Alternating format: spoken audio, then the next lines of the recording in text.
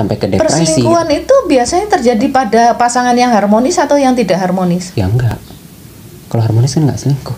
Siapa bilang? Hah? Emang bisa? BeTalk Podcast. Be smart, be healthy, be happy. Hai Sobat Bi, jumpa lagi di YouTube channel BeTalk Podcast. Dan aku ingetin lagi, jangan lupa follow sosial medianya. Untuk Instagram ada BeTalk Podcast. Di mana? Di Instagram. Oh, Nanti ada di sini ya. Terus kita juga punya channel BeTalk Santuy. Jadi itu ngobrol-ngobrol santuy. Terus ada BeTalk Flash. Itu juga akan ngasih tahu tentang info-info terupdate setiap harinya di Instagram. Banyak ya, tapi followersnya 1 semua. Jangan gitu enggak juga, aku intip-intip juga enggak. Segmen sebelumnya kita bahas perselingkuhan ya. Ini requestan dari Sobat B, masuk di DM-nya Instagram ya. Nah tadi kan segmen sebelumnya perselingkuhan itu apa, terus penyebabnya, terus cara mengatasinya gitu ya. Setelah terjadi perselingkuhan, tapi kan yang terpenting adalah jangan sampai terjadi perselingkuhan gitu kan Mbak ya. Tapi segmen sebelumnya saya sempat dengar itu adalah control issue. Iya. Benar ya? Iya. Itu Jadi apa sih? Itu kan bahasanya kurang saya paham gitu. Iya, kalau orang yang misalnya low self esteem ya. Jadi self esteemnya itu merasa bahwa harga dirinya itu rendah dan merasa dia tidak worthy, merasa nggak layak lah dia gitu ya. Orang yang seperti ini akan mencari kelayakan di luaran gitu ya, kenyamanan, kelayakan, atensi, perhatian di luaran. Oh, sehingga terjadilah perselingkuhan itu. Kelayaan seperti apa di luaran itu? Ya, kelayaan dia merasa dihargai. Sehingga ketika dia misalnya melakukan affair, kan nggak ada tanggung jawab. Nah, kebanyakan ya, beberapa fakta. Yang affair tuh bukan antara single dengan single loh ya. Double dengan double. Ya. Kemudian kalau kita bertanya, kenapa sih kamu selingkuh dengan istri orang atau suami orang atau pasangan orang yang sudah jelas menikah? Loh kalau ada apa-apa sampai hamil atau apa kan aku nggak bertanggung jawab, kan ada suaminya. Aku nggak kepingin ini dilanjutkan ke dalam pernikahan misalnya. Cuman senang-senang gitu ya? Cuman merasa bahwa fun gitu ya, fun, kemudian ada power, ada merasa, aku yang tadinya harga diriku itu merasa rendah, aku merasa kuat, ada orang yang senang sama aku. Tapi nggak tahu intensinya dia, mungkin bahwa dia ingin menguasai misalnya, ingin menguasai sehingga dia melakukan perselingkuhan. Tapi bisa jadi pasangan yang lain, dia duitnya banyak. Jadi kita makanya definisinya itu kembali kita nggak tahu. Ke orang masing-masing ya? Ke orang masing-masing. Terus yang lain apa? Selain itu ada orang yang merasa powernya itu lebih membesar dan ada merasa bahwa dia ada yang dikontrol. Seperti apa tuh? Yang dikontrol ya kan tadinya kalau orang nggak merasa dia mampu untuk untuk powernya itu isunya power dan kontrol. Satu, kontrol itu mungkin dia lost control, atau dia justru ingin mengontrol. Mungkin di rumah dia nggak bisa dikontrol, nggak bisa mengontrol istrinya atau suaminya, maka dia mengontrol di luaran dan sebagainya. Atau dia memang nggak bisa mengontrol dorongan dirinya. Begitu. Karena memang tadi dorongan dari diri itu juga berpengaruh ya terjadi perselingkuhan ini ya Mbak ya.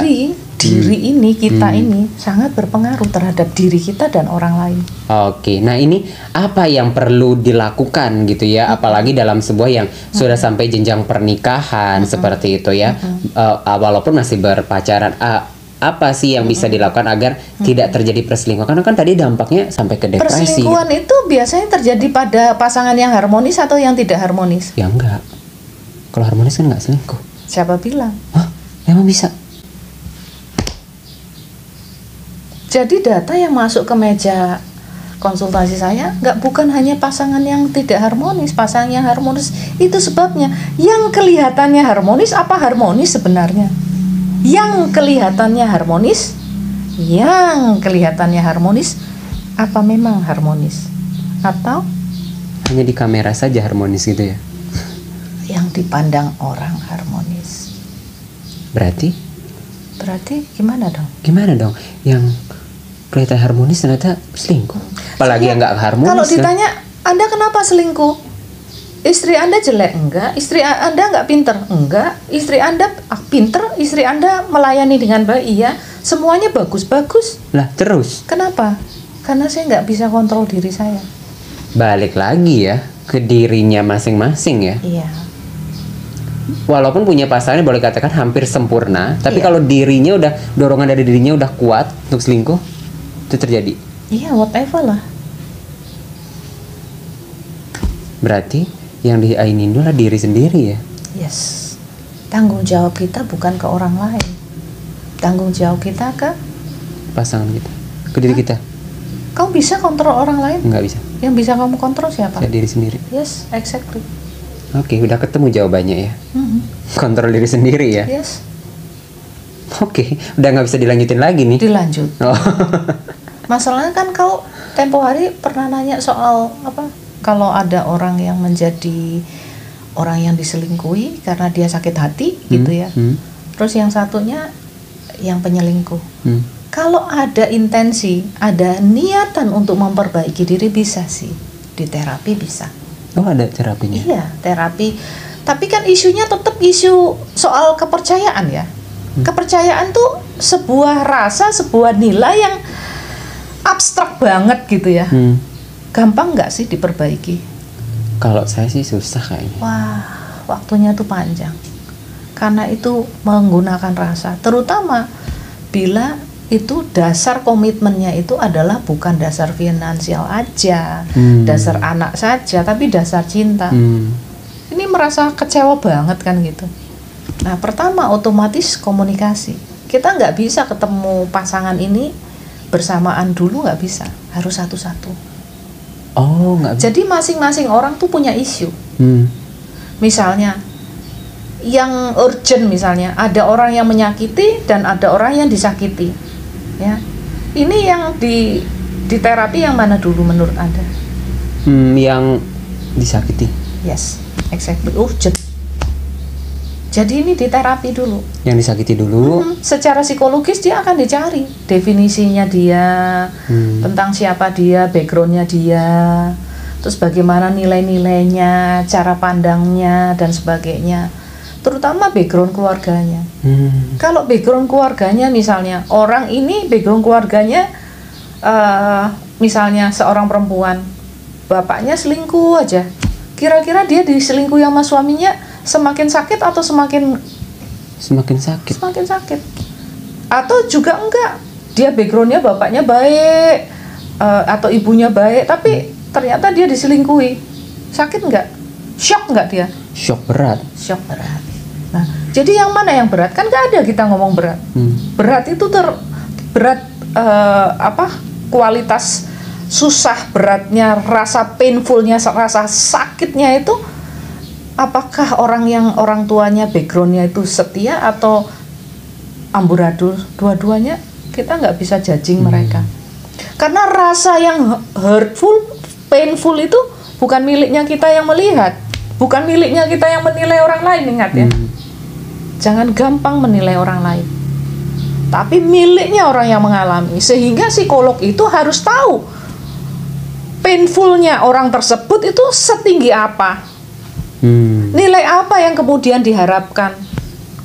Dan ingat, dalam sebuah solusi ke depan, ada harapan nggak? Apa yang bisa dilakukan di tengah puing-puing ini? Gitu ya. Nah, setelah dia menyadari dirinya, menyadari backgroundnya, dia menyadari dinamika dirinya, akan lebih mudah dia melihat orang lain. Jadi kita mengajak komunikasi dia intra ke dalam diri. Setelah beres dengan dalam dirinya, kita mengajak dia melihat keluar. Siapa yang kita lihat? Suaminya. Kalau dia mampu memahami dirinya, masuk ke dalam intra, dia akan mampu melihat interpersonal ke sana. Lalu kita lakukan yang sama dengan suaminya. Lalu orang yang setengah siap ditanyai apakah siap bertemu masing-masing. Dipertemukan.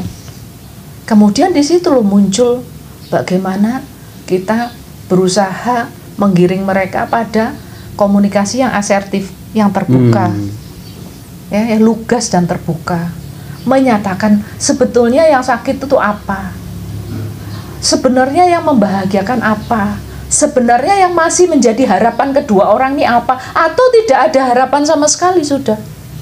Jadi konseling itu, konseling family therapy itu bisa dua, bisa terus keluarga ini harmonis atau bisa cut off. Sekarang kalau penyelingkuh ini memang dia hobi banget.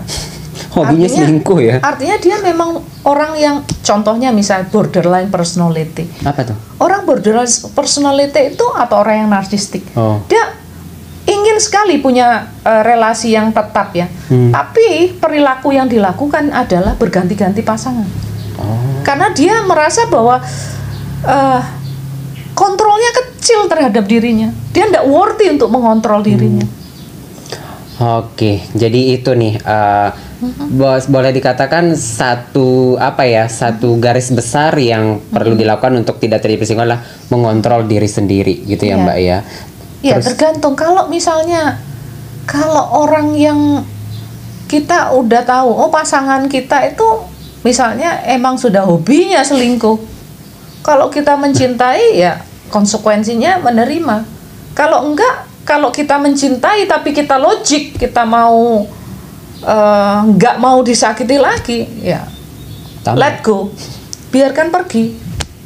Jadi keputusan bukan Anda ke psikolog, bukan ngomong aku harus putus enggak ya. Lo psikolog ngapain lu nanyain putus apa enggak ke psikolog? Enggak. Psikolog cuma nanya, lu bisa nggak ngadepi konsekuensi ini? Kalau seandainya ekstrim, pasanganmu tuh nggak bisa berubah. Nggak bisa dari dia gini, yang seperti ini langsung gitu, dibalik begini. Nggak bisa. Toh semuanya sebuah nilai, proses hidup kita, move on kita, itu bukan berasal dari orang lain, berasal dari kita sendiri. Maka yakinlah sama diri sendiri apa yang Anda inginkan. Kalau Anda masih punya isu yang namanya unfinished business, finishkan isunya. Bukan finishkan relasinya ya. Tapi terserah, kalau memang kita sudah menyelesaikan unfinished business kita, ya, yang kemarin kita ngomong soal ransel yang kita bawa gitu. Kalau kita udah mau menaruh, kita bisa melihat orang lain dengan benar. Kalau kita mau menerima orang yang berselingkuh, silahkan. Kalau mau cut off, that's up to you. Oke, semua ada di pilihan Anda ya. Oke, itu dia. Kayak kita rasa perselingkuhan udah 3 segmen ya kita bahas. Takutnya ini semua perselingkuhan terus ya. Di dunia ini, di YouTube selingkuh kayak nggak ada bahasan lain. Tapi kok juga orang seneng ya ngedengarnya gitu ya. Tapi kalau mau request kita bahas apa, monggo silakan. Atau dilanjutkan ya. Oh, aku tuh perselingkuhan terus deh segmennya gitu. Boleh komen atau DM aja di Instagram biar privacy ya. Kita undang kasus-kasus yang nyata ya. Kalau ada punya kasus. Memang kita harus etikanya kita tidak memberikan identitas. Benar. Kita sembunyikan pokok semuanya. Ya udah. Itu kode etik ya. Yes, betul sekali. Jangan lupa subscribe, share ini buat ke semua orang agar tidak dari perselingkuhan ya. Saya juga mau share ke pasangan-pasangan. Dan iya, makanya setiap orang tuh harus membuat dirinya worthy. Yes. Oke, kita jumpa lagi di sesi selanjutnya. Bye. Thanks for watching. Don't forget to share, comment, and like this video. Be Talk Podcast. Be smart, be healthy, be happy.